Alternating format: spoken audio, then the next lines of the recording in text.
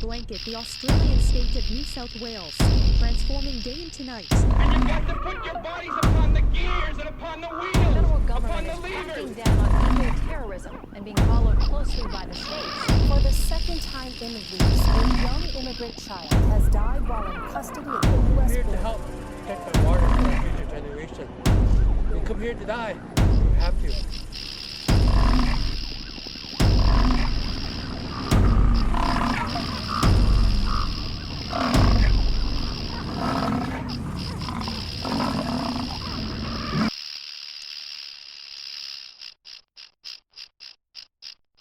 Well, hello there, my friends. I'm Arnold Schroeder, and this is Fight Like an Animal. And you can find the bibliography for this and all other episodes of the podcast at againsttheinternet.com. And you can find me on a few of the usual suspect social media outlets. I am on Twitter and I am on Facebook, and there are links in the show description.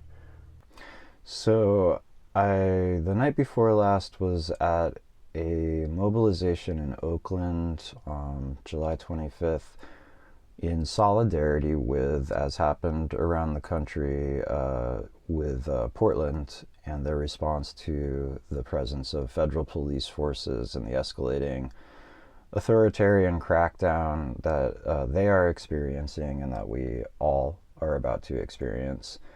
And I was really just truly struck by the extent to which, as much as, by the standards of like street mobilizations in the United States of America, whatever, it was a good one. But I was surprised by the extent to which the whole thing felt just so profoundly inadequate, and that I couldn't. I think that I assumed that I would have the same analysis leaving that I did entering, which was that these kinds of tactics are a necessary but not a sufficient at all condition to counter the intensifying, concentrating power of the authoritarian regime that we're living under. But I think that I did kind of expect that I would at least get to experience one of those sort of brief moments of street intoxication that does happen when you participate in social movements, where you can be like pretty skeptical that the tactics you're using are overall sufficient for your ultimate aims, but you can still you just like experience the sense of unity and this opening of a sense of possibilities when you're actually out there with people marching in the streets and you're watching the glass shatter and the fires get lit in the courthouse or whatever. And I mean, I've experienced a lot of that, of these like emotional cycles of disaffection, and then, it's not really like a resurrection of hope per se, but it's just like, it's like a re-engagement and like just like a sense of cohesion and purpose and a sense of somewhat more open-ended possibilities. And I really just didn't. I just found myself, I do think that these kinds of mobilizations are important. I just think that they're a necessary but a totally insufficient condition to counter the authoritarian power that we're currently subject to. And I really just found myself mostly focusing on that, mostly feeling that in the midst of this pretty cool mobilization. Like it checked a lot of boxes for something that I would typically kind of like. Like people were brave, people were willing to escalate, people attacked the Alameda County Courthouse. That was pretty cool. We got to dance around to E40 in the streets. That was fun. So it just like really, I really just left thinking about all of the components of a sort of like strategy or program or, tendency within our society, or however you want to think of it, that would actually take the trajectory we're on in anything at all like a better direction. I found myself really thinking about how many lives have been lost and how much effort has been put into massive confrontations that kind of rely on the same broad tactical and strategic framework that are being employed in street protests in the United States, where they actually ultimately kind of achieved a fundamental objective of removing somebody from power, and then what happened immediately after was that some other echelon of the power structure simply took control, which is kind of, I mean, it's fascinating actually, because this is exactly what nonviolence theory is all based on, right? Like the notion of pillars of support and nonviolence in general is heavily predicated on this notion of appealing to other people in the power structure than somebody who's more directly responsible for a confrontation that you're having,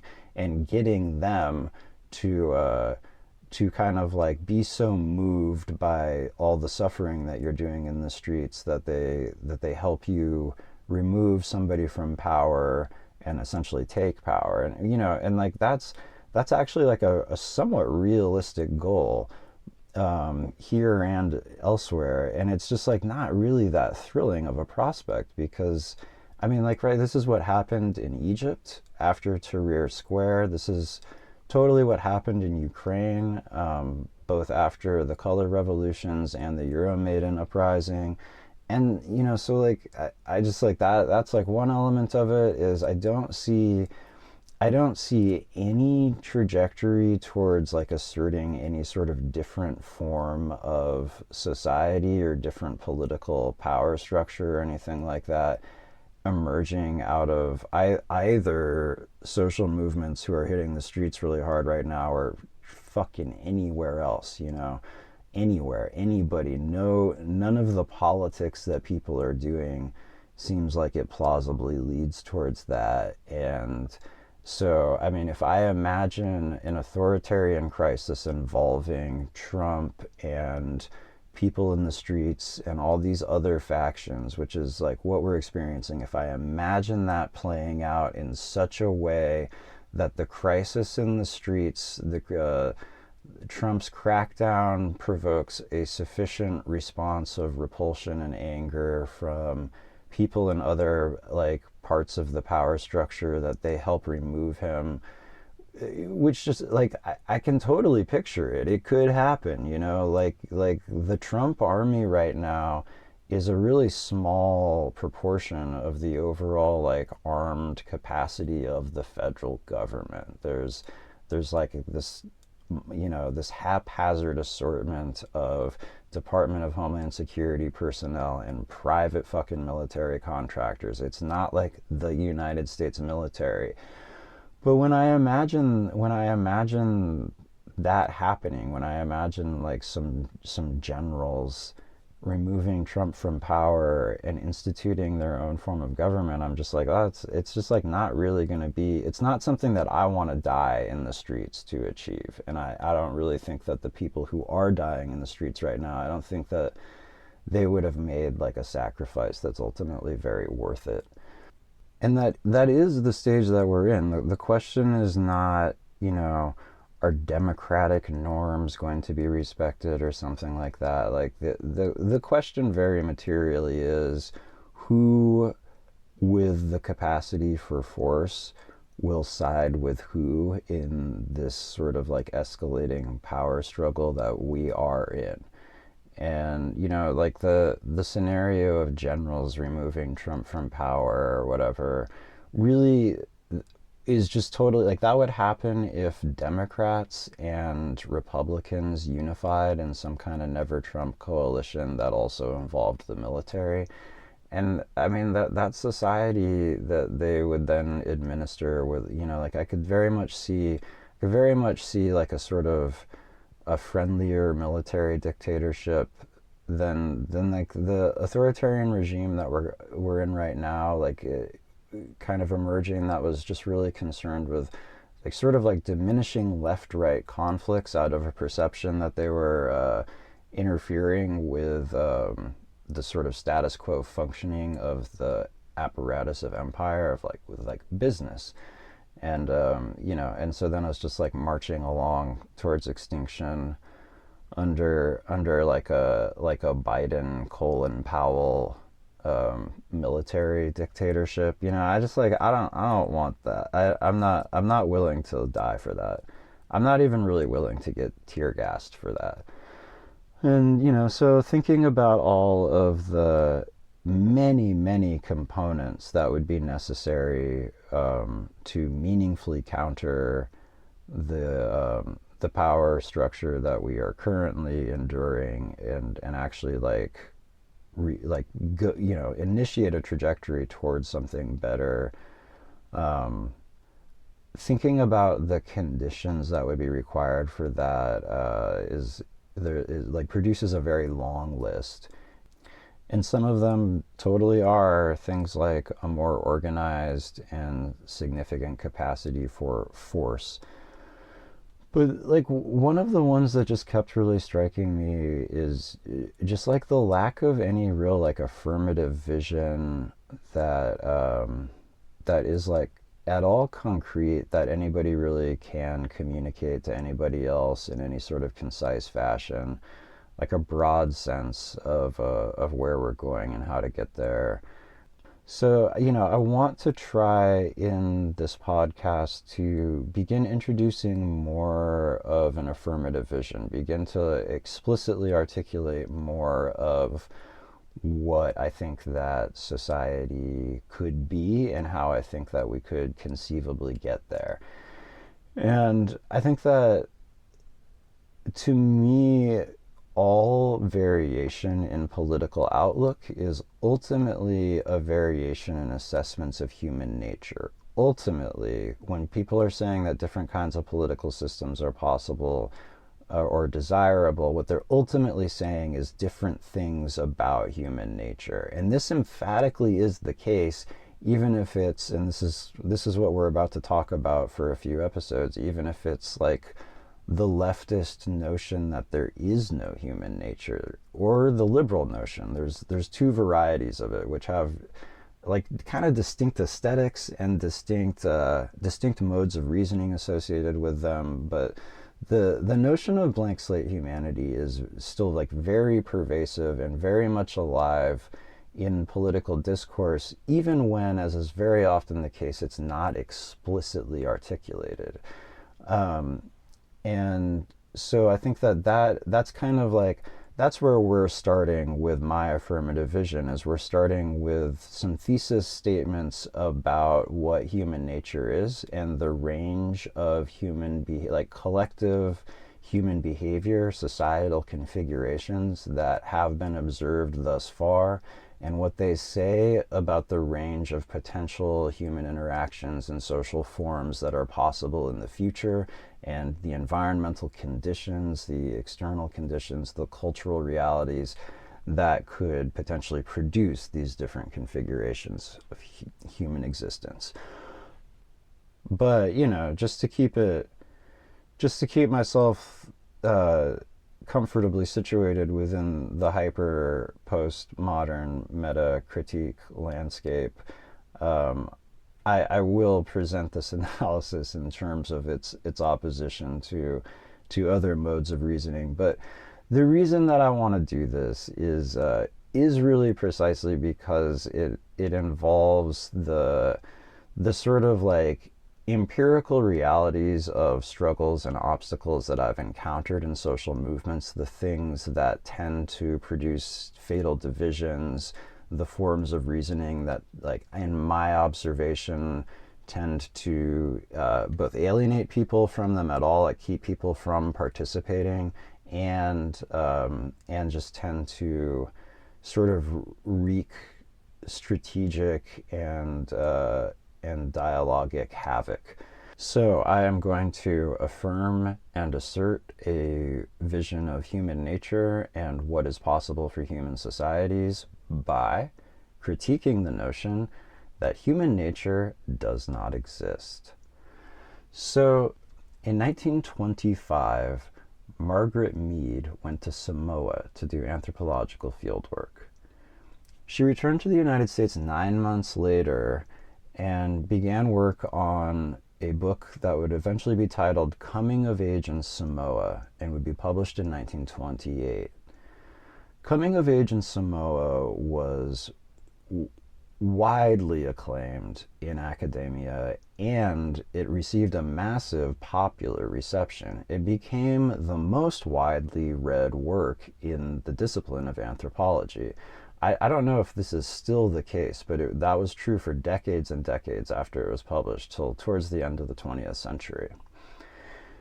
In Coming of Age in Samoa, Margaret Mead describes a culture that is as unfamiliar in a number of very fundamental categorical regards from our own society and from the range of cross-cultural variation that we readily observe as one could possibly hope to encounter.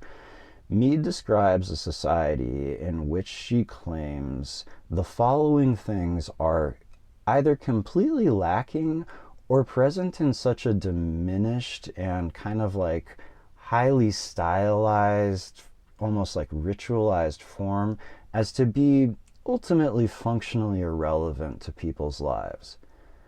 Hierarchy, sexual jealousy, rape, war, the child-parent bond, and a whole broad range of categories of human disposition and experience and emotion that we might call things like passion or conviction. So in 1940, the anthropologist Derek Freeman went to Samoa, and he found a society in which the things that Mead claimed were absent were very conspicuously present. He left for the first time in 1943. That's 3 years to Mead's 9 months, and he knew as he left that someday he would end up authoring a refutation of Mead's conclusions about Samoan society. When he returned in 1965, as he puts it, many educated Samoans, especially those who had attended college in New Zealand, had become familiar with Mead's writings about their culture. A number of them entreated me, as an anthropologist, to correct her mistaken depiction of the Samoan ethos.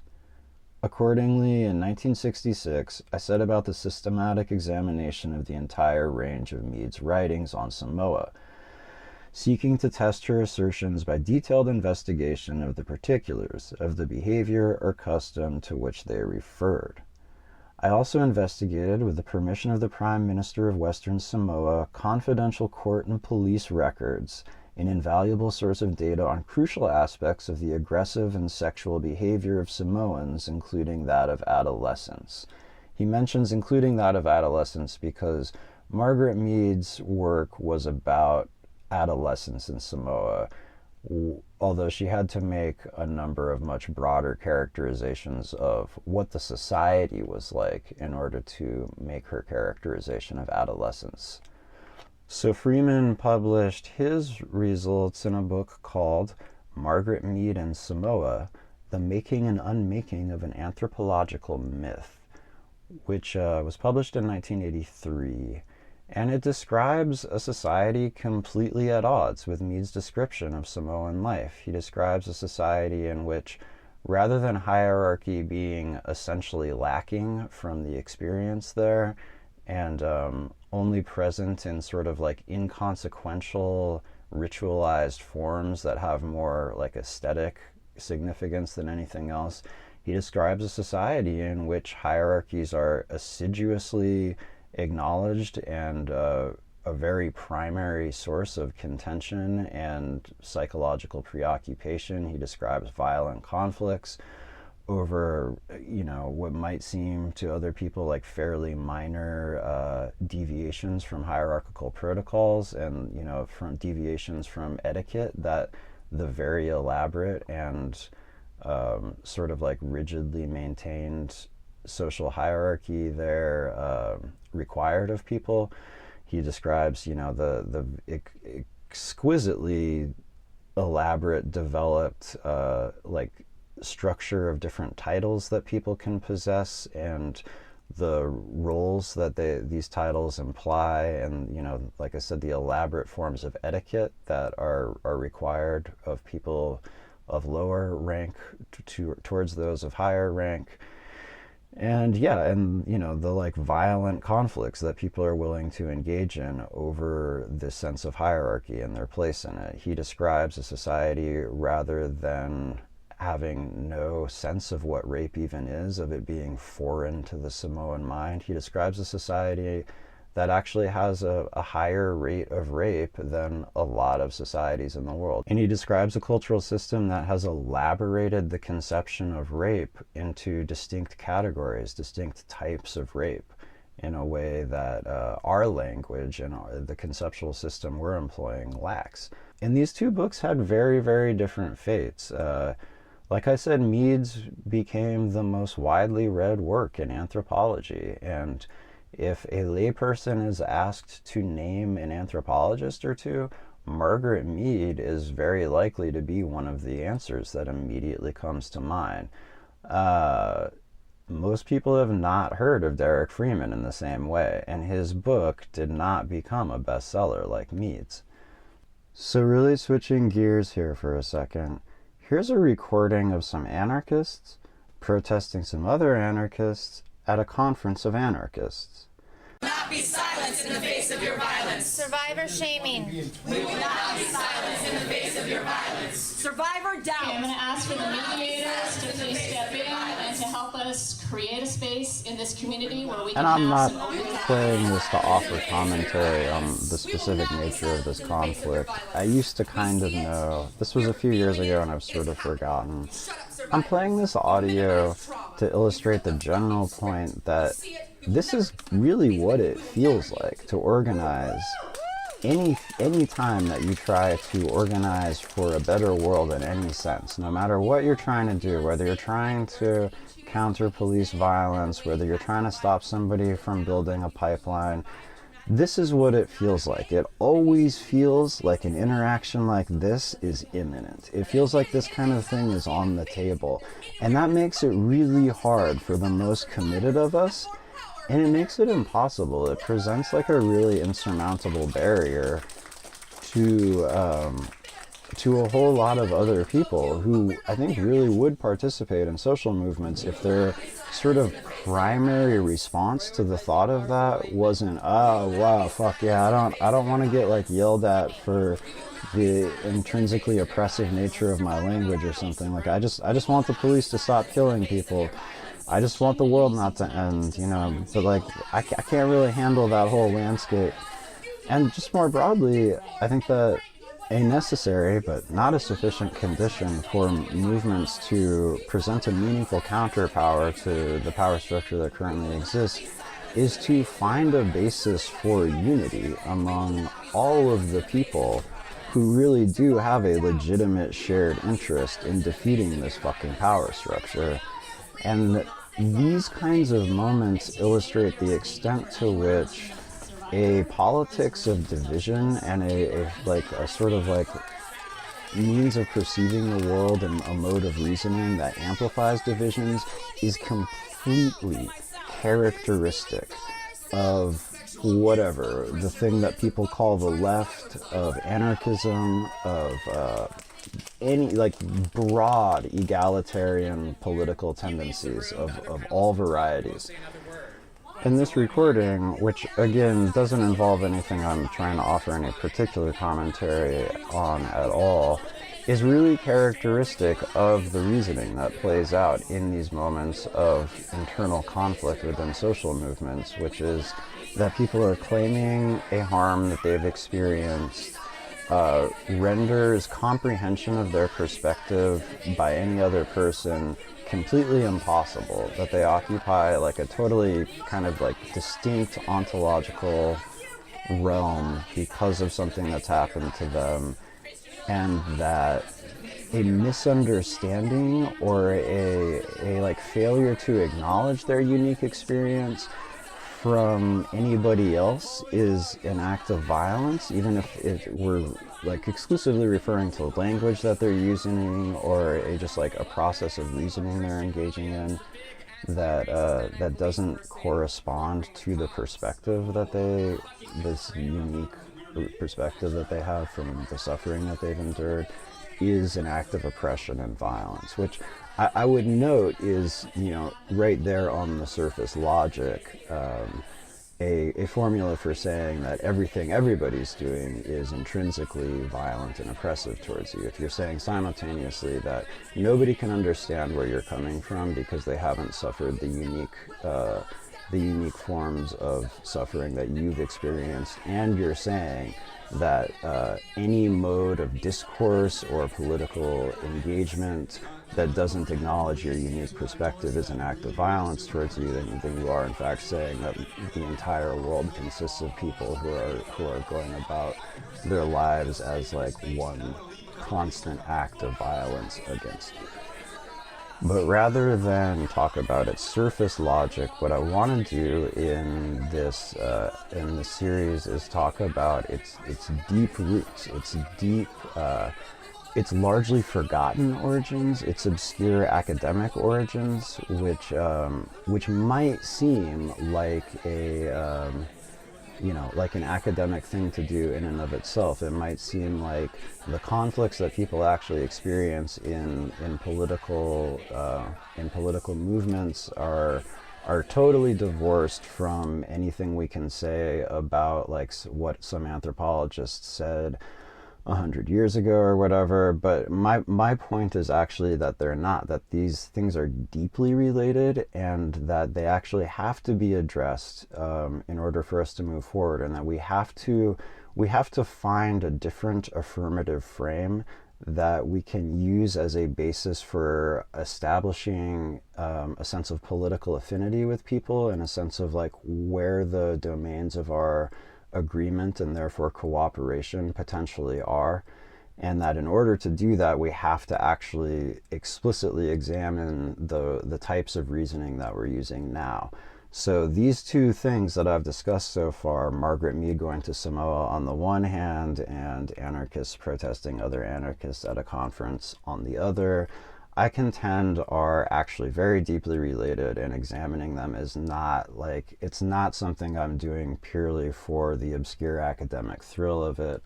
The obscure academic thrill is there for me. I don't want to deny that entirely, but I think that this is actually very materially consequential to what it is like to try to talk to people about anything political today. And so that's what we're going to be talking about. But in the process, we're going to be establishing a basis for, like I said, affirmative framing around what types of societies are possible. Because that question is ultimately a journey into the social sciences. The question of what types of society are ultimately possible is ultimately a variation on the question of or a logical extension of the question, what types of societies have we thus far observed? What is the range of human cultural variation?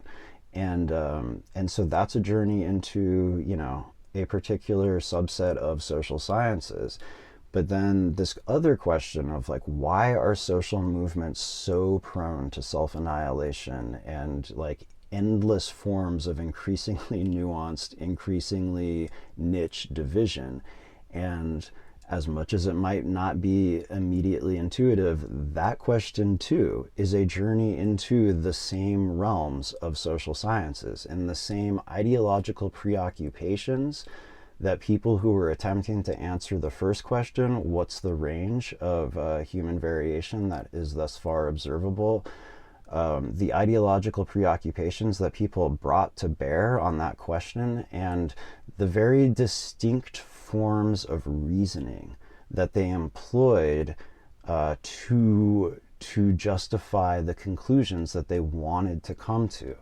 And so this is one of those situations where I think you really just need to know what narrative frame you're in. Like the people who are making the movie that we're all trapped in, like in like all filmmakers, they're doing this thing where a few people are like attuned to the variables that are actually driving the whole situation, and there's an explicit emphasis on what's actually happening, but then as the crisis unfolds, most people are just responding to other things. And so certainly like with the whole like political system, like what politics has become in this society, you know, many people have acknowledged that we're basically trapped in a dark morality tale about social media and celebrity and reality television and shit like that, right? That's the actual narrative frame, and you can respond to any number of other things, but that's the one that actually, and in which case you're an extra in the movie, and right, you're just like one of the many people who are freaking out and failing to see the actual narrative frame that the filmmakers are presenting. And likewise, I really do believe that if you're involved in political movements, the narrative frame that you're in, you're trapped in a movie about you're trapped in a dark morality tale about academia and about the like far-reaching and totally unanticipated and utterly catastrophic consequences that what some anthropologist said 100 years ago could have for what it's like to try to get people to stop killing you now. And before we continue, I do just want to say one other thing very broadly about human nature and the notion that it doesn't exist, which is very, very common among people in the left or whatever.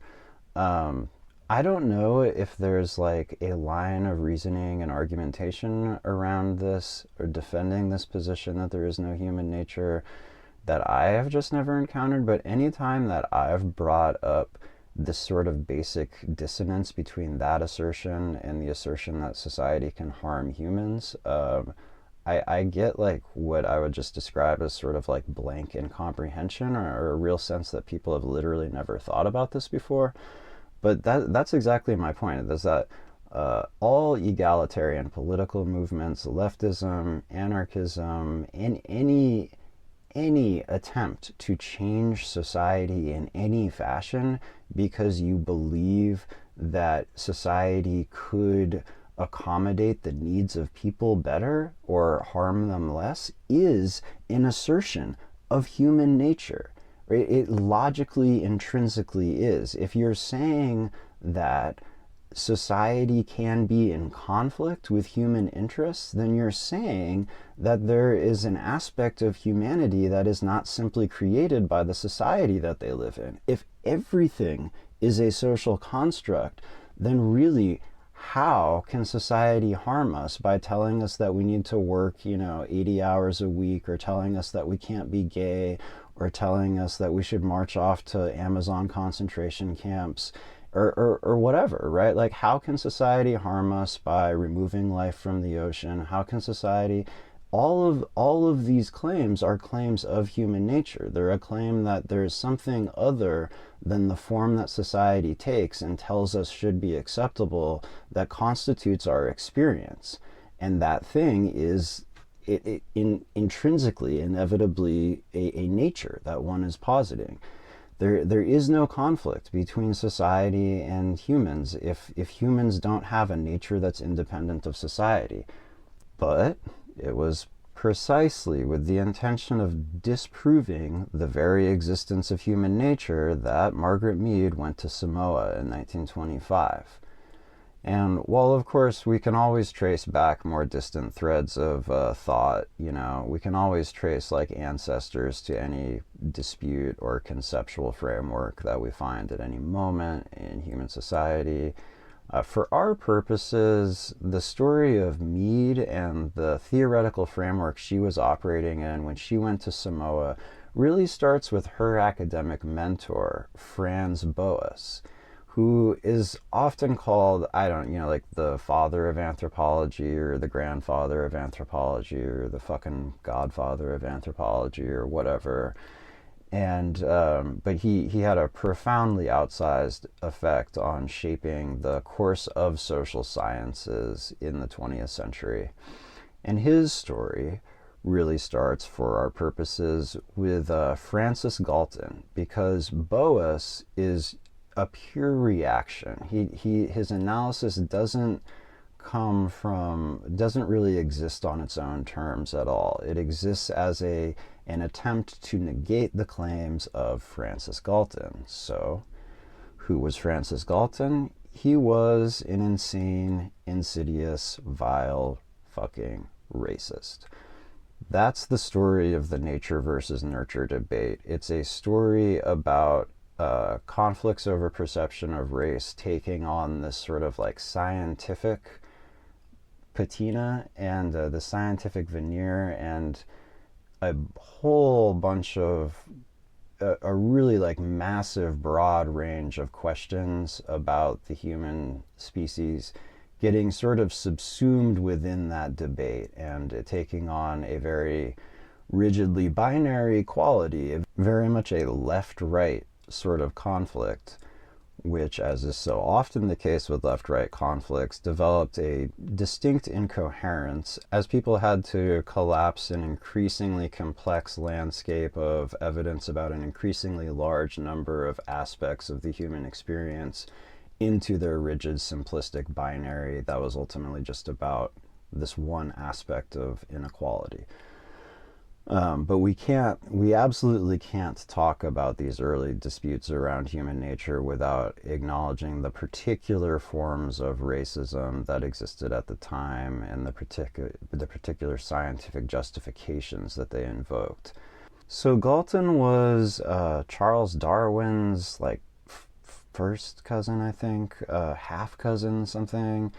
And he really occupied that quintessential mold of like the rich British guy who travels around the globe. I mean, really the Darwinian mold, you know, of like the gentleman naturalist, like Victorian era rich guy who goes around making scientific propositions and like collecting specimens and traveling to exotic far-flung lands, all that good stuff. He was a member of the Royal Geographic Society, and he was very influenced by Darwin. And in 1865, he began publishing texts that were an ostensible application of Darwin's understanding of natural selection to different human populations, right?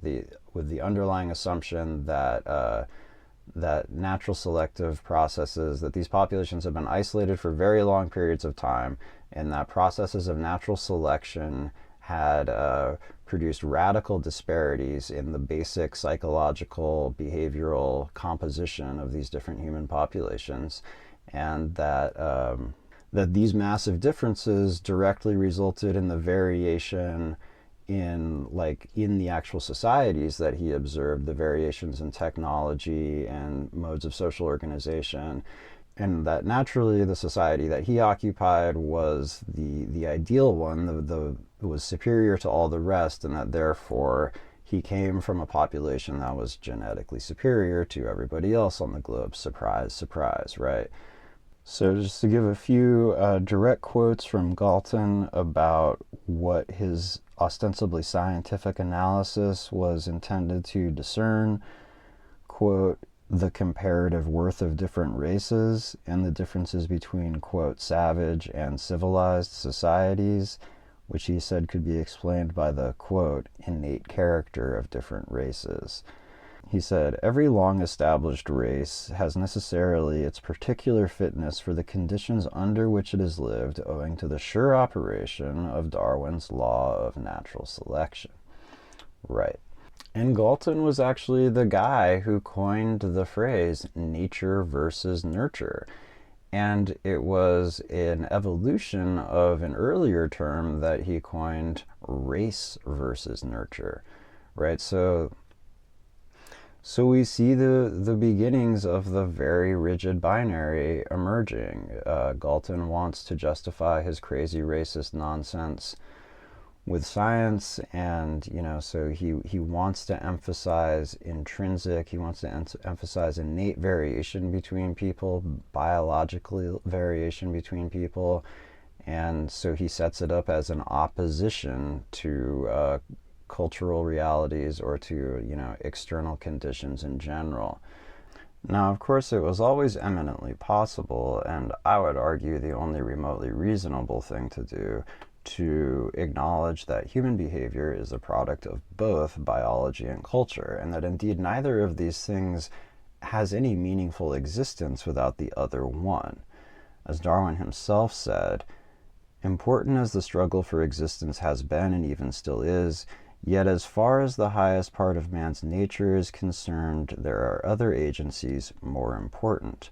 For the moral qualities are advanced, either directly or indirectly, much more through the effects of habit, the reasoning powers, instruction, religion, etc., than through natural selection, though to this latter agency may be safely attributed the social instincts which afforded the basis for the development of the moral sense." So, Darwin here is acknowledging that you really can't have culture without biology, and culture has shaped biology, that these two things are just, it's like asking if the wing or the beak is what determines a bird. It's like asking whether the carbon or the hydrogen is what makes a hydrocarbon. It doesn't make any sense. It just does not make any sense to oppose nature and nurture. They are integrally, deeply interrelated aspects of one another. And this is not just true of humans. I mean, elephants don't know where to go in the dry season without actual knowledge that's culturally transmitted between the older females of the population. But of course, you can't teach a lion how to be an elephant. Right? Biology and culture are one. But the human mind has never met a false binary that it didn't like, and nature versus nurture has proven to be one of the case studies in this. And so very early on, people who were trying to promote this ostensibly scientific worldview of innate differences between people based on race started just very heavily emphasizing this notion that biology somehow supersedes culture, like that's somehow a meaningful way to examine biology or culture. And my very favorite of the many ridiculous quotes that were produced in service of this argument was by a guy named Karl Pearson, who was a professor of eugenics at the University of London. Galton Professor of Eugenics at the University of London. That was his full title, because Galton very much was decisively influential in the establishment of the eugenics movement. And so this guy, Karl Pearson, says that nature is 5 to 10 times as influential as nurture in determining human behavior. And I just love, I'm a huge fan of all forms of really just gibberish pseudoscience, quantification, where you just throw around some numbers to make your point. There was literally no methodological basis for this. He wasn't referring to any he wasn't referring to anything that he had actually done to produce this result. It was just his way of saying nature, not nurture, and then making it, I guess, sound a little more scientific by being 5 to 10 times more powerful. And that's really the quality of the science that we're ever dealing with when it comes to things like the eugenics movement. We're dealing with gibberish and nonsense. Galton wrote extensively, but he never really produced an actual. There's just literally no science underlying his assertions. His assertion kind of ultimately just reduces to this notion that natural selection operates on populations, that's a principle that we've established for the rest of nature. It must be true of humans too. And then he just relies on the assumption that his readers will see it as self-evident that European populations are superior to other populations. There's not really a science that goes into this science. But what makes this a classic right-left conflict, in a sense by which I hope the listener discerns that I'm just really so fed up with both modes of reasoning, is that rather than people who are well, this is abhorrent and terrible, because the eugenics movement gained tremendous momentum in the late 19th and the early 20th century, and was seen as valid by a huge number of people. And so there was a real need to have a counter, to have a counter analysis. But rather than engage with basic questions around biology and culture and human experience and human variation in a coherent fashion, in a fashion that acknowledged all of the different modes of analysis and facts that were very clearly present, that any layperson, any rational observer could see factored into any meaningful analysis, the reaction to the eugenics movement was a militant attempt to negate the influence of biology in human affairs at all. Right, so the predecessors of Franz Boas, his immediate academic predecessors, simply denied the reality of evolution. They just didn't think that evolution was real because they were too worried about what it might say about humans. When people have different moral priorities, they tend to simply employ different frames. And what I mean by a frame is something, the term gets used in a lot of different ways, and it has a more general meaning that's also used. To quote a scientific paper about the frame problem, as many philosophers agree, the frame problem is concerned with how an agent may efficiently filter out irrelevant information in the process of problem solving. And that's really like the core reality of so much political debate, is that it's not really about actually responding to what other people are saying on anything like the terms in which they're speaking.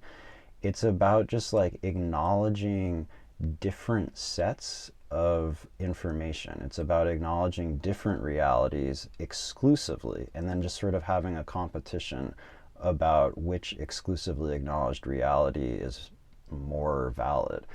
And you can see this, like, I've spent a lot of, I don't really do this as much anymore, but I've had big phases where I would just, get on the internet and look through as many different ideologically bound sort of like information spheres as possible. And, I would always start with just Fox, Democracy Now!, CNN.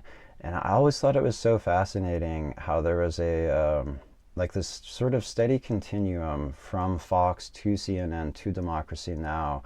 In interest in talking about random violence. Like Fox, very much a very recurrent, predictable feature of the Fox News homepage is like some story that's just like, I don't know, some dude stabs somebody for no particular reason, and it's emphasizing this, the frame is the world is a horrible, violent place, people are pretty bad, everybody's out to get you, you should be afraid, right?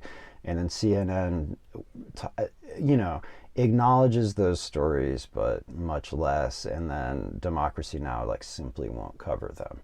Right, and then of course, Democracy Now! Will cover a bunch of other forms of violence that CNN is less inclined to, and Fox simply won't. And and that's a good illustration where it's not really like ostensibly there's an argument occurring, but it's really like an argument where people are literally just orienting towards different facts. Nature versus nurture debate is one of those classic scenarios where people are just orienting towards different realities and kind of exclusively acknowledging them. Of course, biology influences human behavior. Of course, there's significant variation in human behavior based on cultural and other external conditions. And so the nature versus nurture debate is just literally people schismatically being willing to acknowledge only one or the other of those things instead of looking at them in an integrated fashion. And you can't understand either of those things without the integration.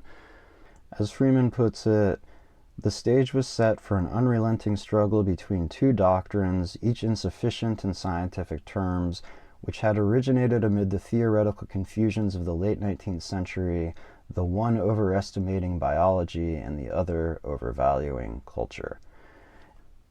And so Franz Boas and his cohorts had the pretty daunting mandate of establishing the study of humans and human behavior as completely and utterly distinct from everything else that happens in nature and completely discontinuous of establishing a framework in which there were no laws which apply to the rest of nature, which can also be applied to humans.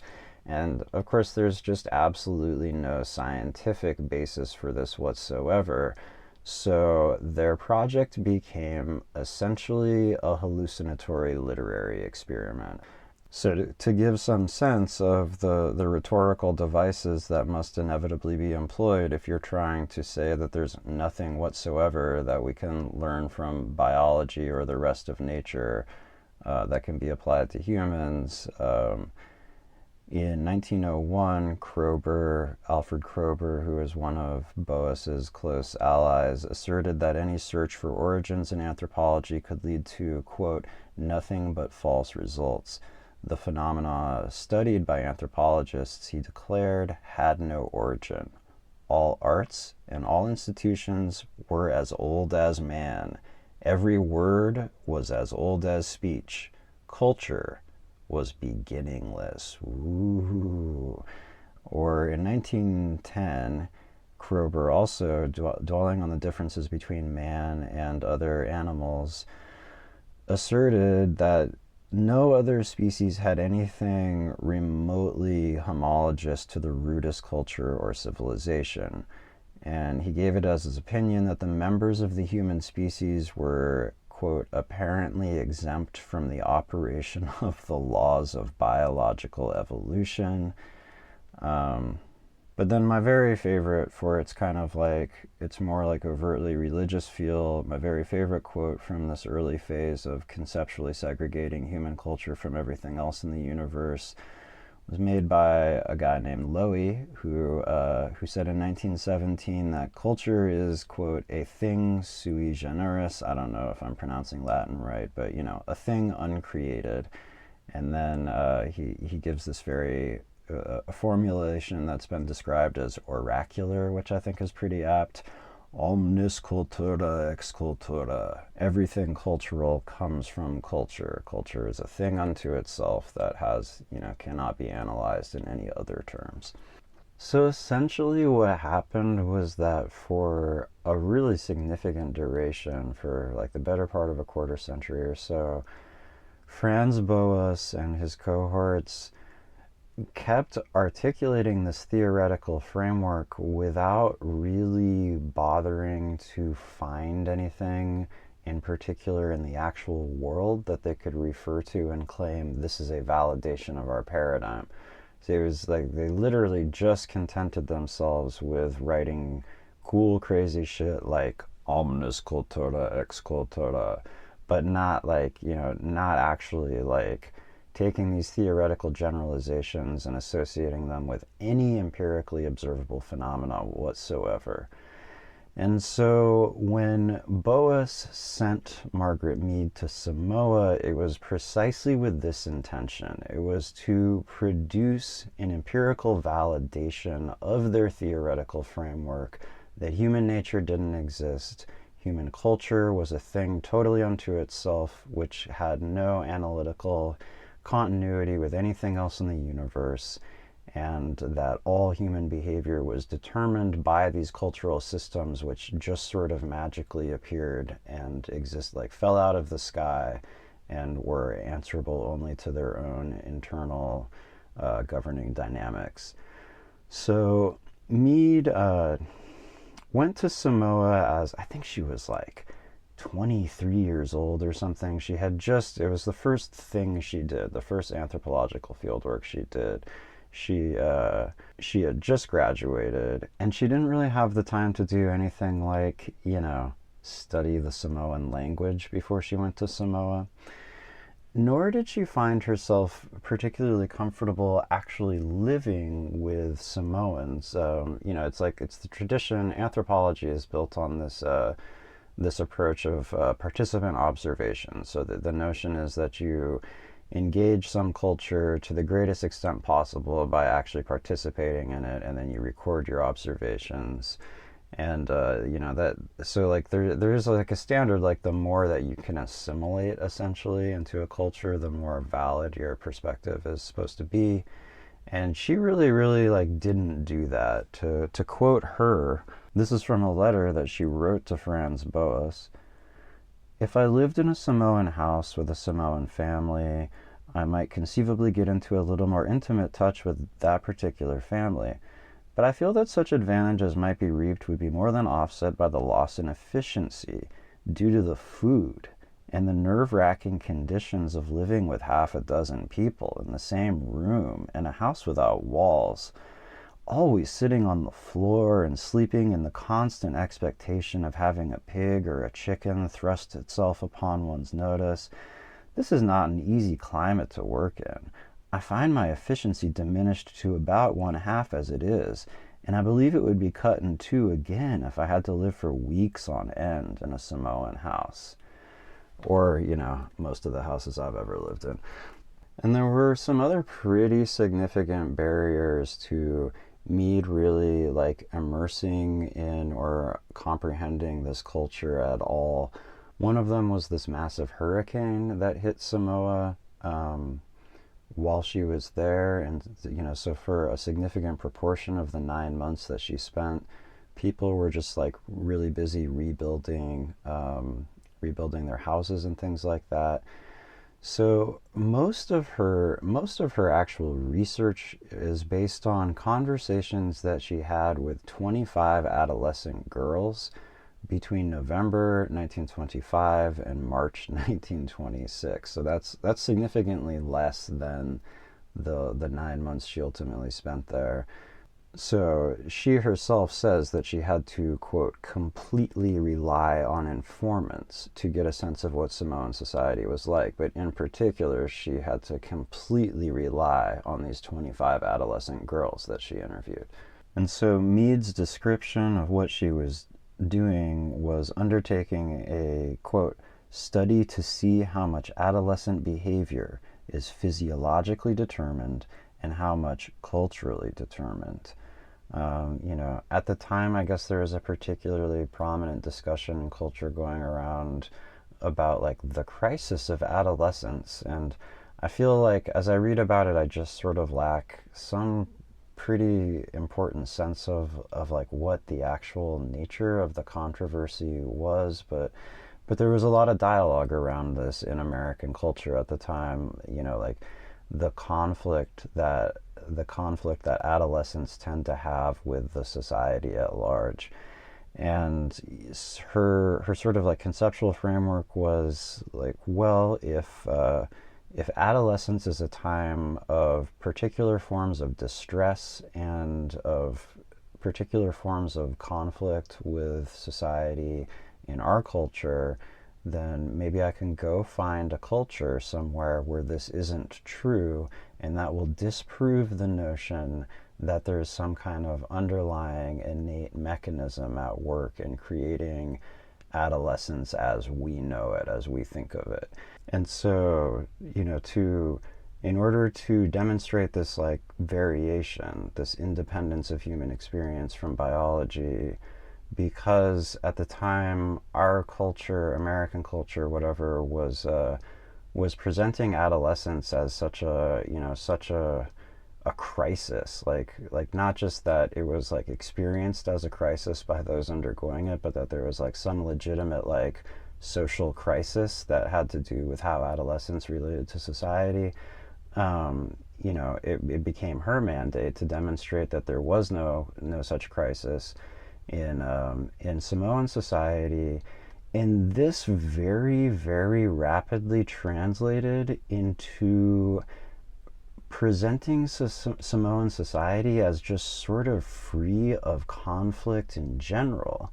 And this very rapidly translated into depicting Samoans as fundamentally passive in a way that people just aren't.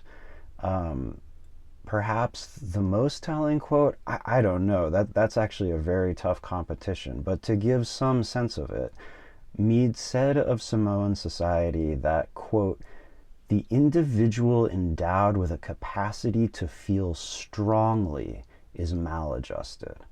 right? That you just like can't really care about anything or have any significant like emotional investments or convictions, or you can't really like assert yourself or your position in the world in any meaningful way and really be too much of a Samoan or have an okay time in Samoan society. As Derek Freeman puts it, she was thus obliged, by the logic of her central argument, to depict the whole social life of Samoa as being free of happenings that might generate tension or conflict. To quote from Coming of Age in Samoa, "The Samoan background, which makes growing up so easy, so simple a matter, is the general casualness of the whole society. For Samoa is a place where no one plays for very high stakes, no one pays very heavy prices, no one suffers for his convictions or fights to the death for special ends. Disagreements between parents and child are settled by the child's moving across the street, between a man and his village by the man's removal to the next village, between a husband and his wife's seducer by a few fine mats. Neither poverty nor great disasters threaten the people to make them hold their lives dearly and tremble for continued existence. No implacable gods, swift to anger and strong to punish, disturb the even tenor of their days. Wars and cannibalism are long since passed away, and now the greatest cause for tears, short of death itself, is a journey of a relative to another island. No one is hurried along in life or punished harshly for slowness of development. Instead, the gifted, the precocious, are held back until the slowest among them have caught the pace, and in personal relations caring is as slight. Love and hate, jealousy and revenge, sorrow and bereavement are all matters of weeks. From the first months of life, when the child is handed carelessly from one woman's hands to another's, the lesson is learned of not caring for one person greatly, not setting high hopes on any one relationship. And then I think that just like honestly shockingly insulting and ridiculous and infantilizing as this description of the Samoan people is, an even better way to characterize Mead's overall approach to the culture is to just list a few of the instances in which she used the word ease or easy to describe Samoan society. So Samoan life, she claims, is above all else characterized by ease.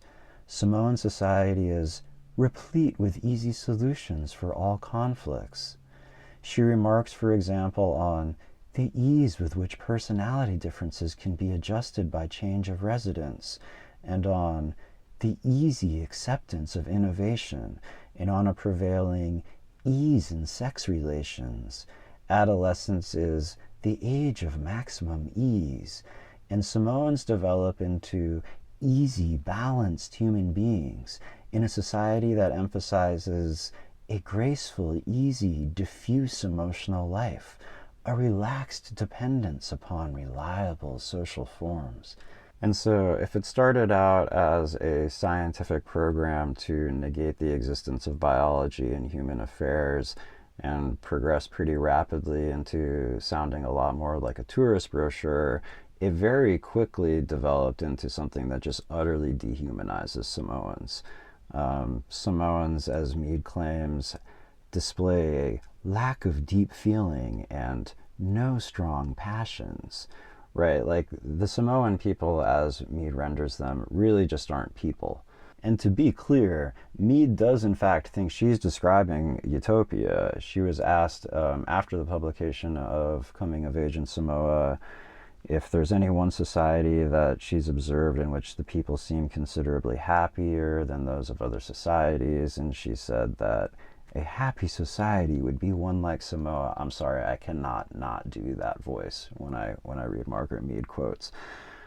And so, you know, her research, as it were, is about adolescence, but she certainly characterizes Samoan society at large in these same terms throughout. So, for instance, in terms of parenting and child development, she essentially claims that there's no mother-parent bond, or primary bond, as, child development specialists and biologists would phrase it. To quote her, "The child owes no emotional allegiance to its mother and father." Because supposedly the relationship between Samoan parents and their children is too casual to foster such attitudes, right? Everything is just so relaxed and easy here that, like, parents just don't care about their children, and kids don't cry for their moms. And this is a sense in which Samoan people would not only be different from other observed cultural groups, but different from all other primates of the family of primates that we belong to. The primary bond between mother and infant is like very fundamental to like a broad range of species of which we are one. And this just extends to a general lack of like attachment or like relational significance that Samoans supposedly just generally apply to all interactions. Samoan children grow up with, quote, easy, friendly warmth and no idea that one human being is unique or that one lover cannot be substituted for another. So there's no strong emotions really of any particular kind, so naturally people can't have serious competitions. Mead places each individual, each household, each village, even in Western Samoa, each district, in a hierarchy wherein each is dignified only by its relationship to the whole, and each performing tasks that contribute to the honor and well-being of the whole, so that competition is completely impossible. Just to reiterate, that is a direct quote from Coming of Age in Samoa. Competition is completely impossible. So naturally, in such a society, nobody cares about rank or hierarchy at all. She describes the Samoan rank system as so arranged that there are titles for all those who are capable of holding them, which is true, but the question, of course, is whether people care or these titles mean anything. And then, naturally, there's also just no war, right? So competitiveness between villages usually does not reach important heights of inter-village aggression. Warfare was stylized as part of the interrelationship between villages that were ceremonial rivals and occasioned few casualties. And she says, bravery in warfare was never a very important matter. The warrior did not hold any important place in Manuan society. Okay.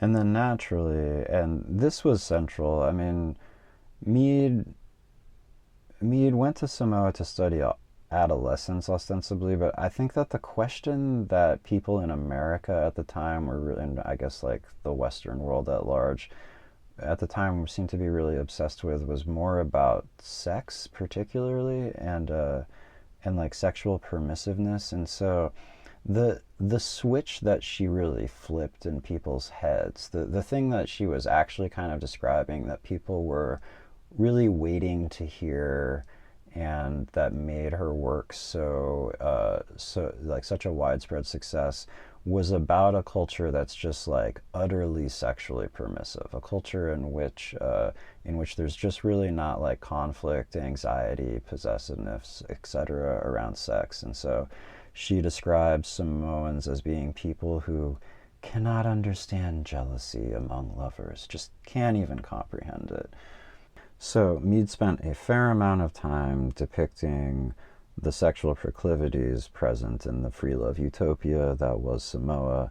She describes lovemaking as the pastime par excellence, and said that girls deferred marriage through as many years of casual lovemaking as possible.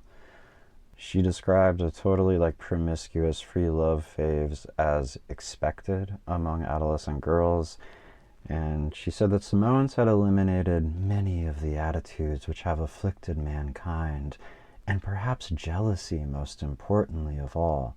She said that jealousy as a widespread social phenomenon was very rare in Samoa. Okay, and so I really think that a lot of Margaret Mead's depiction of Samoa was pretty heavily predicated on the sense that it was like this infinitely remote place that nobody else had ever had access to or ever would again, and that you could pretty much say whatever you wanted about it, and there would never be like conflicting information. Like this, like the approach would have probably worked out a little bit better if she had gone to some like uncontacted, group of people in the Amazon or Highland Papua New Guinea or whatever. But like Samoa is part of the world, and Samoan society is simply not that isolated from the rest of like global society. And so on the question of whether there's any like particular emphasis on like sexual fidelity or restraint in Samoan culture, we could do a lot worse than to ask a Samoan. Here's what a Samoan chief said: "No country under the sun There's no country under the sun where the question of virgins is so upheld." And as an illustration of that, we can talk about the taupau system, which I am so sorry if you happen to be Samoan or know how to pronounce things in Samoan, and I am butchering that. I did look it up, but I'm just kind of skeptical of the result. But and the taupaus were like ceremonial virgins, so their sexuality was very much emphasized, but it was emphasized for the very particular reason that you can only take somebody's virginity once, and people of high rank would compete for the privilege of deflowering, as it were, a taupau. So to quote Derek Freeman, "The culminating point in the marriage of a taupau was her ceremonial defloration in public. The account that follows is based on 16 cases taken from the literature and my own field notes. The earliest of these deflorations is that described in John Williams' journal of 1832. The exchange of property having taken place, the bridegroom seated himself on the ceremonial ground of his village. The young woman was then taken by the hand by her elder brother or some other relative and led toward her bridegroom, dressed in a fine mat edged with red feathers, her body gleaming with scented oil. On arriving immediately in front of him, she threw off this mat and stood naked while he ruptured her hymen with 2 fingers of his right hand. If a hemorrhage ensued, the bridegroom drew his fingers over the bride's upper lip before holding up his hand for all present to witness the proof of her virginity. With the bride's ceremonial defloration accomplished, the marriage was usually consummated forthwith, with the utmost decorum, in a screened-off part of a house. In the event of there being no hemorrhage, the bridegroom, Williams reports, repeated the operation. If no proof of the bride's virginity was obtained, she was sorely abused by her friends, called a prostitute, and hastened away, while her intended husband, refusing to take her to wife, at once reclaimed his property. Sometimes, according to Pritchard, when a taupau was thus exposed as a non-virgin, her brother or even her father himself rushed upon her with their clubs and dispatched her on the scene of her fatal exposure. And so, there's a situation that's a little bit at odds with the notion that it's just completely expected for women to engage in a wantonly promiscuous phase before they settle down. And, Mead describes Samoa as a place where love between the sexes is a light and pleasant dance. So that's not a place where rape happens. And she says, "The idea of forceful rape or of any sexual act to which both participants do not give themselves freely is completely foreign to the Samoan mind."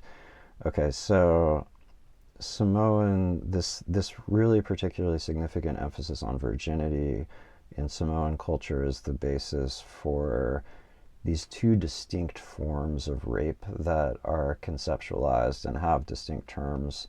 One, of course, is just, forcible rape. We know what that is.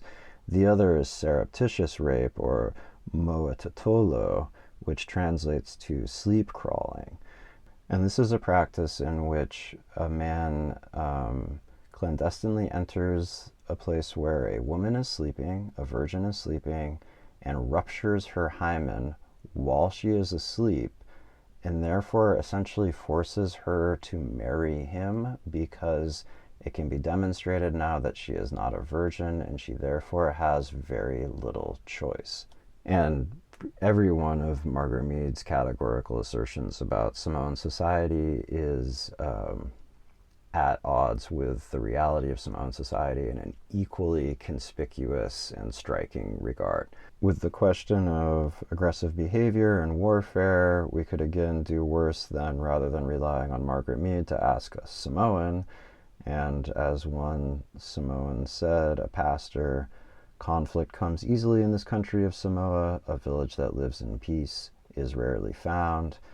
This is borne out by statistics on violence. The first time that anybody did a cross-cultural comparison of homicide in Samoa, in Western Samoa, the rate was 6.66 per 100,000, and in American Samoa, the rate was about 25 per 100,000. And then you can compare this to homicide rates around the world that were recorded right around the same time. And the median homicide rate was in Singapore, apparently. And so the rate in American Samoa was more than 13 times higher than that.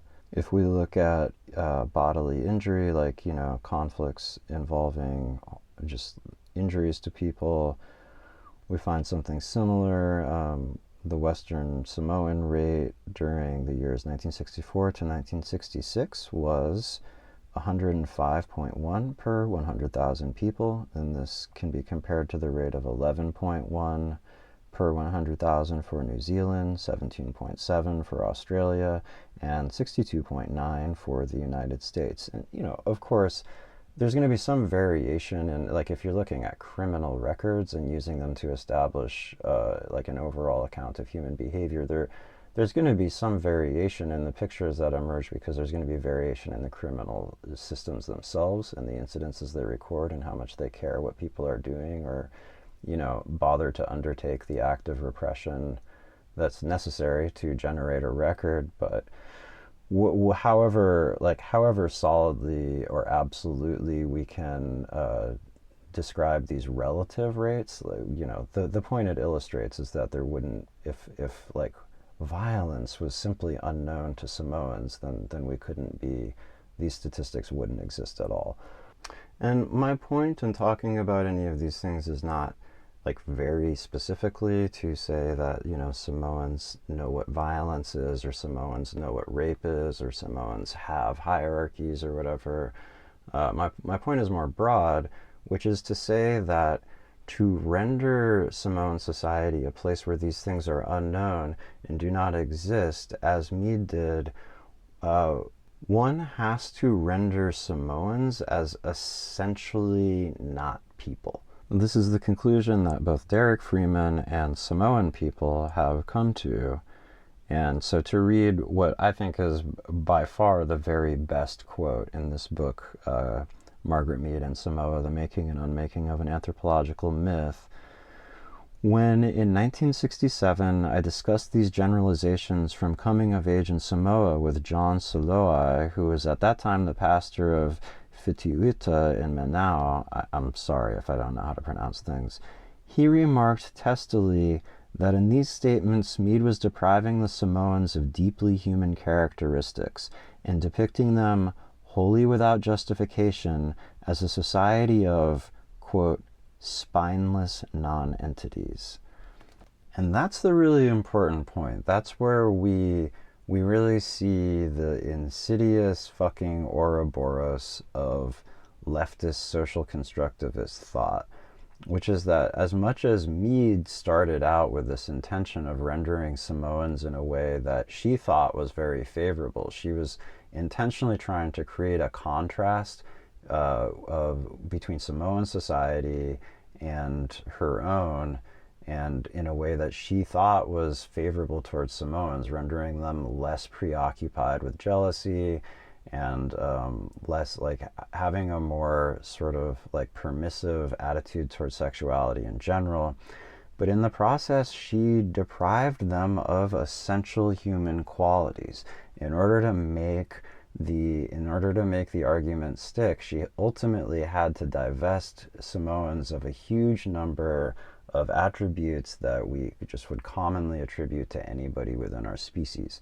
And so in this way, this particular approach to evaluating different human groups recapitulates the sort of like generally fascistic, dystopian, nightmarish quality of claiming that there's no human nature in the first place, which starts out with utopian ambitions. It starts out as an emotional reaction to the claim that the things we don't like about human behavior have some kind of biological foundation to them. But then it quickly, like if you say there's no human nature, then sure, like maybe we should all live in Amazon concentration camps and work 22 hours a day to make more Amazon robots that will eventually replace us. I mean, why shouldn't we? If everything is a social construct, then unless society tells us that's bad, how can it hurt us? Right? Unless we have a nature, unless we have something to conflict with that condition to which we're subject by the Amazon concentration camps.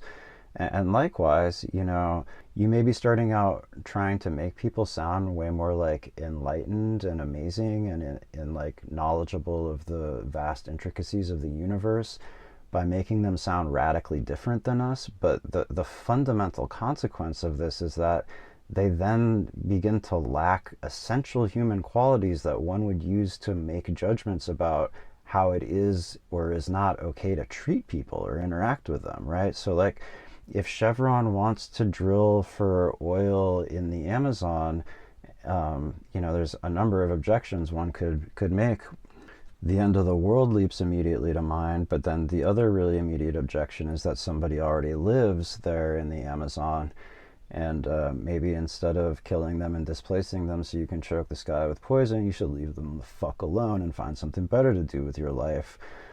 And that notion, that objection to displacing and killing, the Yusuni or some other like Amazonian tribe that is threatened by oil extraction is based on the valid intuitive perception that as much as their culture might be really different in all these fascinating regards. Like, I mean, it is really interesting. Like, as much as they might have a cosmology that's totally distinct from our own, as much as they might live in a way that is radically different and have many radically different conceptual systems from us, that there is some thread of common basic humanity that unites us and them, and that we can readily anticipate, even if we literally, as is the case with some uncontacted peoples in places like the Amazon and New Guinea, even if we've never had a conversation with them, even if we literally know nothing in terms of how they would present themselves of their culture, that we can still assume some basic things like they want to live their lives and they want to be left alone. But is it so wrong for Chevron to drill for oil in the homelands of some indigenous group if, as Mead says of the Samoans, they don't hold their lives dearly and tremble for continued existence, if they don't play for very high stakes or pay very heavy prices or suffer for their convictions or fight to the death for special ends? And so that is the first of my sort of like affirmative frames for what human nature is that I want to assert, which is just that there are no really radical differences between whole groups of people, like at the population level, that there are very meaningful differences, that the differences are fascinating to examine, but they can be very easy to overstate. And more importantly, that there is some kind of unified perceptual field that we all inhabit, that there are aspects of the lives and experiences of people who come from different groups, however you want to define the group, that we can understand and that we can have a shared like comprehension of and conversation about. And the reason that we will eventually get from here as we continue in this series to anarchists protesting other anarchists at a conference, or more broadly, the tendency towards self-annihilation and incessant critique within political movements. Like the reason we'll get from this discussion of Samoa to there is because it's all predicated on an overstatement of the just like absolute conceptual segregation of different groups, of the like utter irreconcilability of their perspectives, and the notion that they're inhabiting just totally unique domains of experience that have no capacity to map to one another whatsoever. But before I end this episode, and because discussions about race, both were the initial impetus, like the primary motivation of this insane, psychotic, incoherent discussion of nature versus nurture that burdened social sciences for a long time, and is mostly kind of like exited. Social sciences mostly do acknowledge innateness now, but continues to very much define political discussions.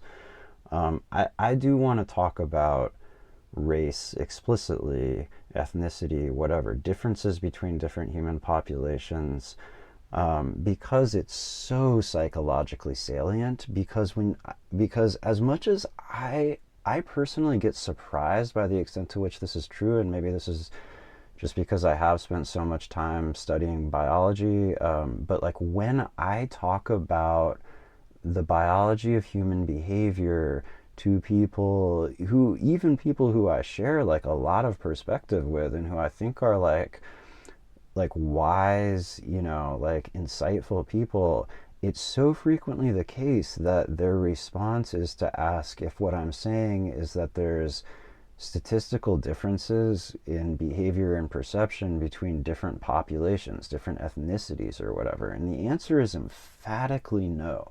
And I think that this is something that biology has like really decisively demonstrated at this point. But because leftism so long ago simply abandoned the terrain, simply said that like talking about biology with respect to humans is racist, and therefore like we just shouldn't do it. It really like it allows anybody who's willing to talk about biology with respect to humans to sound more credible to at least a lot of people.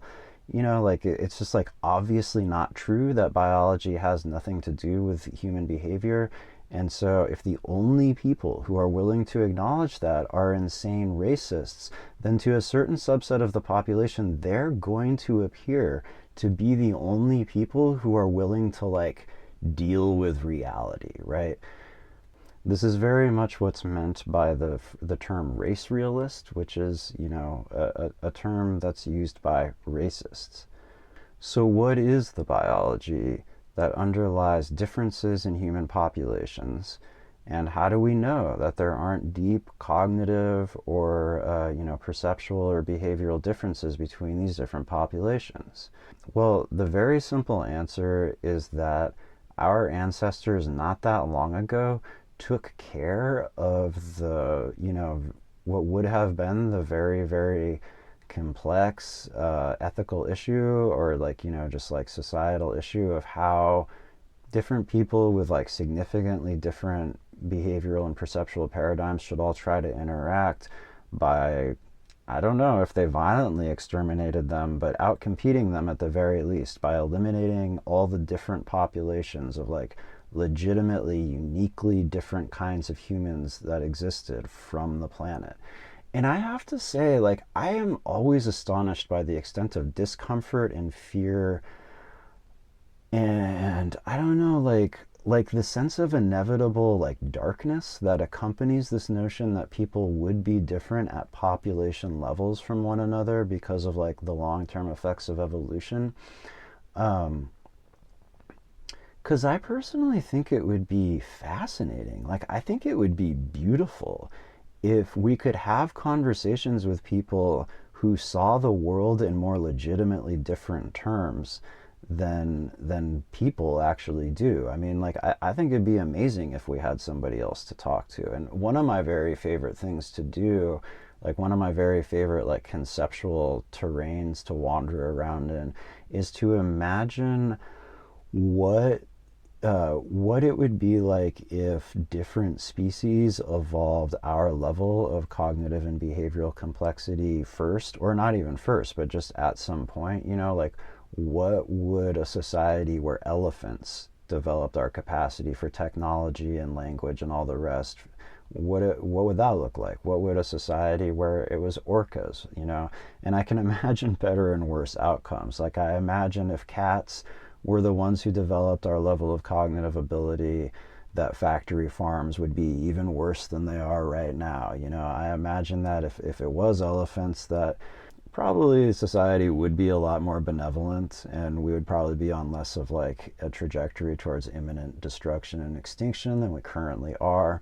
But I think, like, you know, just on a basic experiential level, I think it would be amazing to be able to interact with entities that just literally were like totally wired differently. Like, I mean, you can interact with the world around you. That's what being alive is about. But like, I mean, interact, like have a conversation with, or like build a society with, like live next door to. I think that would be so fucking interesting. And I'm astonished by the extent to which, like, honestly, on some level, like the just like reflexive aversion to talking about human biology and the notion that it inevitably implies that there's some really important difference between us at the population level, and that, like, I don't know, like the different, it just like seems to reflect this real discomfort and that I simply don't understand.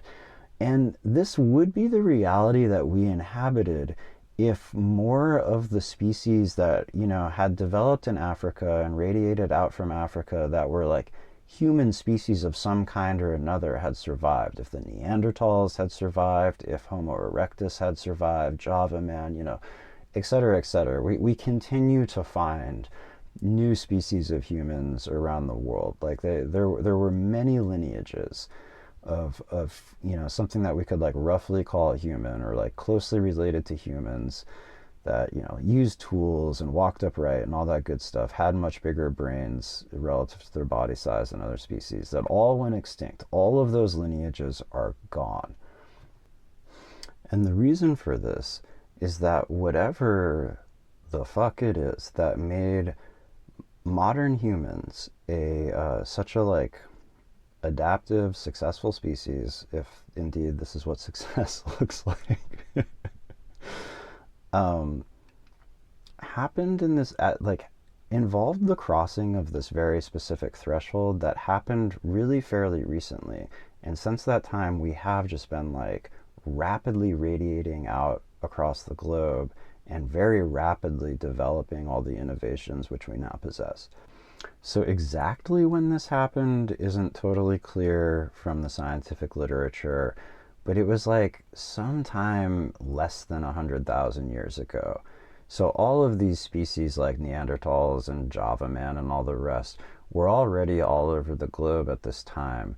And Homo sapiens were already anatomically modern. So scientists make this distinction between anatomically modern humans and cognitively modern humans. Anatomically modern humans have been around longer than cognitively modern humans. Something happened less than 100,000 years ago somewhere in Africa. We made what has been referred to as a great leap forward. Like I said, we crossed the threshold, and we started making much more sophisticated tools and art, and we started going all over the place, and everywhere we went, lots of things died out. Geneticists are able to establish the interrelations between populations by looking at genetic markers. And to be clear, these genetic markers don't imply any kind of like significant behavioral or cognitive or physical or any other outcome. That's just like the random genetic change that occurs in all organisms over time at, crucially, a predictable rate. So you can look at how divergent DNA sequences are and get some pretty clear sense of when the last time they had a common ancestor was. And so the first thing that emerges from looking at populations that way, looking at them genetically, is that the vast majority of humanity's genetic variation is in Africa. People are more different from one another genetically, living next door to each other in some African villages, than people are different from each other anywhere else in the world. More different than Europeans are from Australians, are from Native Americans, are from Asians, whatever. Right? And so to give a very brief, a mercilessly concise sort of like sense of the interrelations and the migrations that people undertook that produced these like different degrees of relatedness between populations. Every single person who is living out, who is descended from somebody who lived outside of Africa, has a common ancestor 50,000 years ago, signified by a genetic marker called M168. This ancestral M168 bearing population took two routes out of Africa. One of them was along the coast of the landmass, like the coast of the Middle East, India, Southeast Asia, to Australia. Australia is like kind of the first place, as counterintuitive as that is, that there's solid archaeological and genetic evidence for a sustained widespread human presence outside of Africa. And then the other route that this population took was up through, like north through the Middle East and into the very kind of like southeastern tip of Europe, as well as into Central Asia. And this population that existed in Central Asia about 40,000 years ago, differentiated into like a huge number of like what we consider as like major ethnic groups or like races, as it were. These people with this 40,000-year-old M9 marker populated India, they populated Southeast Asia, and they populated like northeastern Asia, Siberia, and they populated Europe. The people who populated Europe diverged from the rest of this population about 35,000 years ago, as did the people who would eventually become Siberians and also become Native Americans. The genetic marker that distinguishes Native Americans from other members of the population is about 10,000 years old. And I don't think I've done a very good job of doing justice to the actual like epic nature of these migrations themselves. And there's a ton of really interesting kind of like ecological and anthropological detail about how people were living and what they were interacting with, like barriers to migrations and changes in the environment that would have induced different migrations and shifts in the population. But yeah, I mean, that's the story. The most genetic variation is in Africa. Everybody else has a common ancestor that's 50,000 years old. The people who are most divergent from any other population in Africa live in Australia. Everybody else has a little more similarity to African populations. Europeans are most closely related to people in Central Asia and people in North America and South America.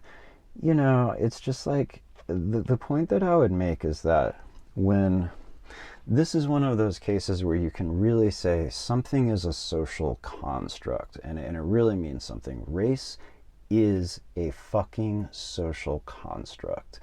And when leftists say that, they often don't have anything really like, they don't have like a rigorous framework in which to actually like validate or substantiate that claim.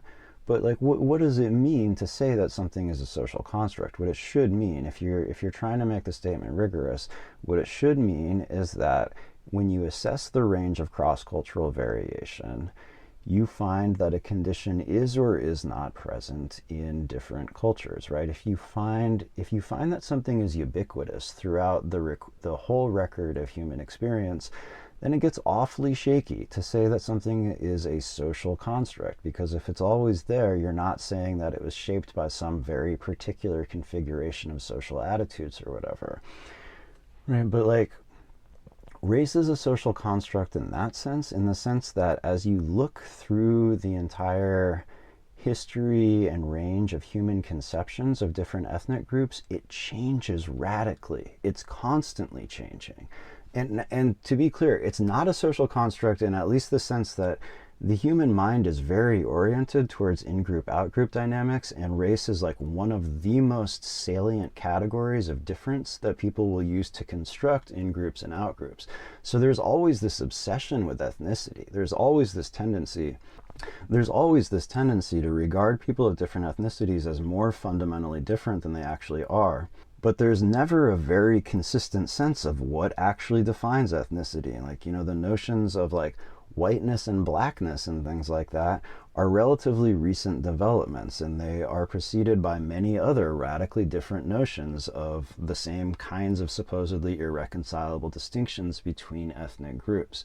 But on an even deeper level, now that we have, you know, like you could have made that point at any point in human history, but now that we have the scientific evidence about the interrelatedness of different populations, it can also be said that exactly nobody ever, from the earliest, you know, from Herodotus writing about all the different populations in his known world at the time in like 500 BC or whatever it was, like describing all these different ethnic groups, to the present day, to people's conception of race in the present day, nobody, absolutely nobody, has described has described human populations as related to one another in the ways that they actually are. Nobody has ever said people are most different from one another in Africa, and Australian people are most different from people in Africa of anybody who doesn't live in Africa, and European people are more similar to Central Asian people than they are to, you know, like nobody ever said any of these things. Nobody ever came up with the conception of ethnic difference that is actually indicated by the variation in people's genes. And it's really hard to overstate how rare it is biologically for a species to come to occupy as vast an array of different habitats over as vast an area as humans have in such a short period of time. So this degree of genetic cohesion that we all share, that people in South Pacific Islands share with people in Japan, share with people in Siberia, share with people in, you know, South America, this is a degree of genetic cohesion that is much greater. We are much more similar genetically than like grizzly bears, you know, or like, I don't know, elk, or so, you know, like some other sort of like broadly distributed species that we think of as a cohesive entity.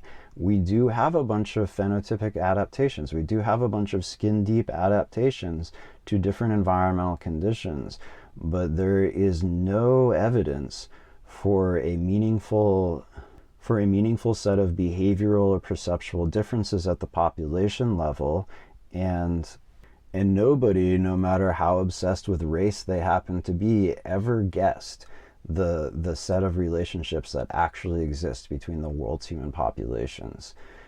And as humanity radiated out across the globe, it was not only other types of you know, like other species in the genus Homo that went extinct, it was also just a massive array of large animals that humans hunted. So, you know, like this happened everywhere but Africa. The reason that Africa has such a magnificent assemblage of very large animals like elephants and things like that is because they had longer to adapt to the new pressures of human hunting, because it's where the new like styles of human hunting developed with this crossing of whatever the cognitive threshold was, this great leap forward.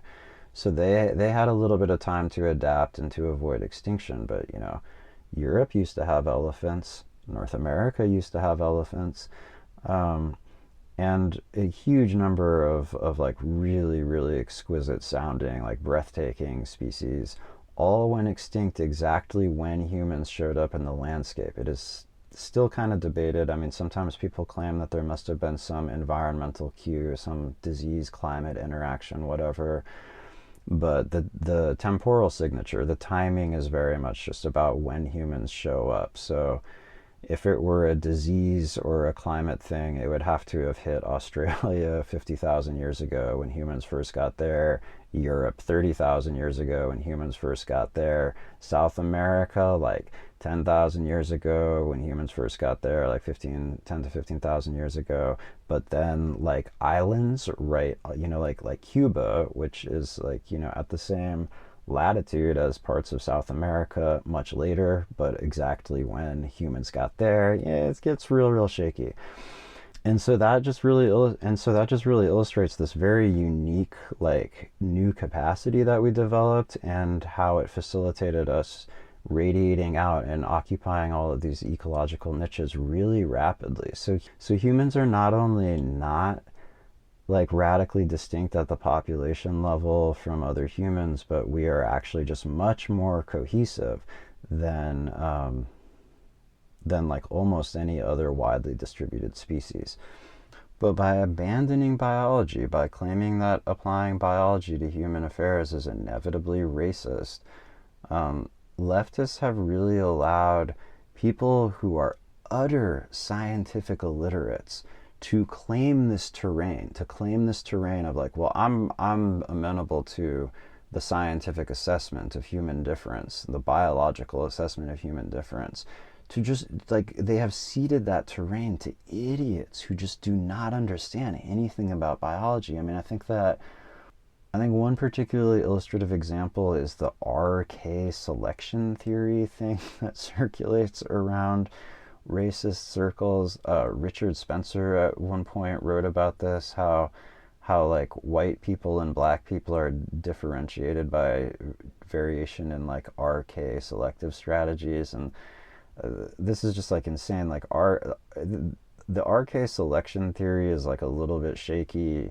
even when it's applied to other organisms, but the basic notion is that some organisms rely on a strategy of like high reproductive output with low parental care, like low investment past the point of reproduction, and other species focus on, you know, high investment and relatively low reproductive output. And this is literally like they apply it to different people, not only to different ethnic groups, but to like differences between like liberals and conservatives and shit like that. And this is like, it's literally applying like this wholesale ecological theory, like a theory about species niches, that it invokes like their actual reproductive biology, not really like just their behavior, but like how long does an organism spend, you know, like growing its offspring or whatever, and it applies it to variation in individuals. It's just totally ludicrous. Like, even if RK selection theory is perfectly valid, which again, there's a lot of scientific, maybe it is, maybe it isn't, but you know, like these questions, like there's not meaningful variation between people, and certainly not between populations, in like how like the period of gestation. Like, pregnancy lasts for 9 months no matter who you are, or roughly, like statistically speaking it does. And these are the kinds of things that RK selection theory is actually concerned with. But because the left has just totally fled the terrain of biology, people like Richard Spencer can make blog posts about RK selection theory, and other people who just feel alienated from exactly this tendency, from exactly the tendency of the left to say that certain things are off limits, that certain domains of analysis are inherently unjust and should never be approached, and that invoking certain pieces of information is like, you know, one step away from genocide or whatever. It's allowed people like Richard Spencer to make blog posts about things like fucking RK selection theory and sound totally credible to people who are just reacting to this tendency on the left to like negate certain forms of information and analysis. So that is one of many examples of why I think that incorporating biology and incorporating innateness is essential for making any kind of new or vaguely coherent politics emerge from the chaos and meaninglessness of the current political landscape. So again, my claims are that there is no significant variation between people at the population level, and there is massive and very significant variation between people at the individual level. And when we begin to come to terms with that, we can begin to do anything that matters politically. And this might be kind of some, like, on some level, that's just common sense, right? That's what, like, most people actually kind of know. Like, if you're not either a totally crazy racist or an unhinged leftist, then this is probably exactly what you think. You probably think people have some important differences, but the differences aren't, like, reducible to race. But so, I mean, in a way, as is so often the case, it feels a lot like using a bunch of science and analysis to come to a conclusion that's probably just perfectly common sense to a lot of people. But, you know, like, because we're at square one, we have to start at square one. And because these very square one misconceptions still totally define the political landscape, they have to be addressed, and some other framework has to be concretely asserted to replace them. So, friends, that's where I'm going to stop for now, and when we return, we will journey further through the tangled wilderness of 20th century social sciences, social constructivism. We'll get into more kind of like bizarre literary experiments that purportedly describe the human experience and are marketed as science. And we'll talk about it all. We'll talk about violence in traditional societies. We'll talk about all the good stuff. So thank you for listening, and find me on social media and rate and review this podcast, and I will talk to you soon.